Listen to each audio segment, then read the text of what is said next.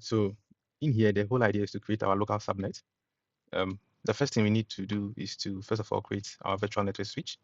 Now that we are within our Hyper-V manager, we need to go to virtual switch manager, click on it, and then you're looking for internal.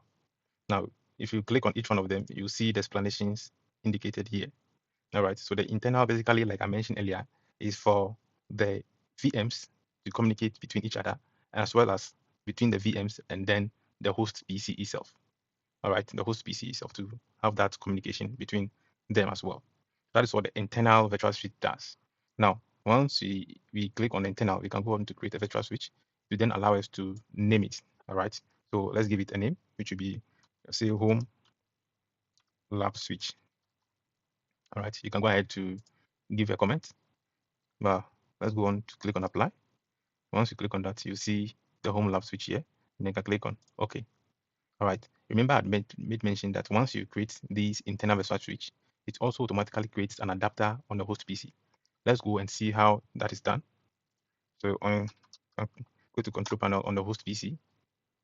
All right, it's on my second screen. Yeah. Go to network and internet, network and sharing.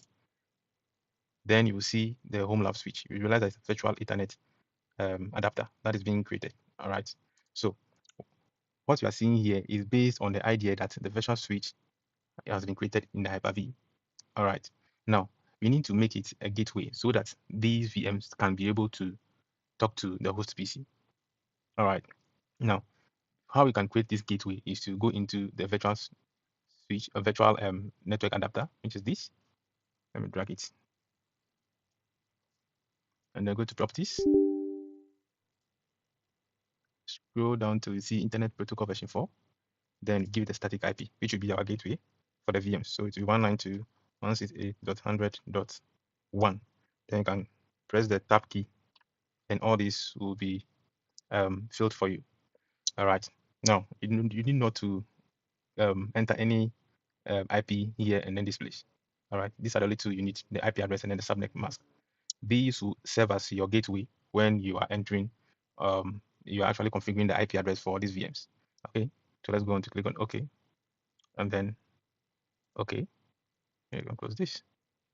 Okay. So once we are done with these two, so remember we first of all created a virtual switch, which then went automatically to create an automatic adapter for us. We then went on to assign a static IP to it, serving as a gateway for these VMs. All right. So the next thing we can consider doing is to create a NAT network. All right. Now let's go to PowerShell, and then let's first of all check if there's any NAT network existing in the system on a PC. So we do that by using the get NAT, if I remember. Okay, yes. So once there's no output, it tells you that there's non-existing um, NAT network in the system or on the PC. So you need to then go ahead and create a NAT network. All right. This will actually allow traffic. Let me see. Okay, so once this is the particular command we are going to use, this will allow traffic from this particular block of IP. So what it basically will mean is once you give these PCs any of these IPs from this IP range, it tells it that okay, yes, you are free to pass your traffic through the gateway, which is this, to the outside world. All right, and also receive feedback. That is what basically this does. Okay, so let's see the enter key. Now it has gone ahead to create a NAS network for us.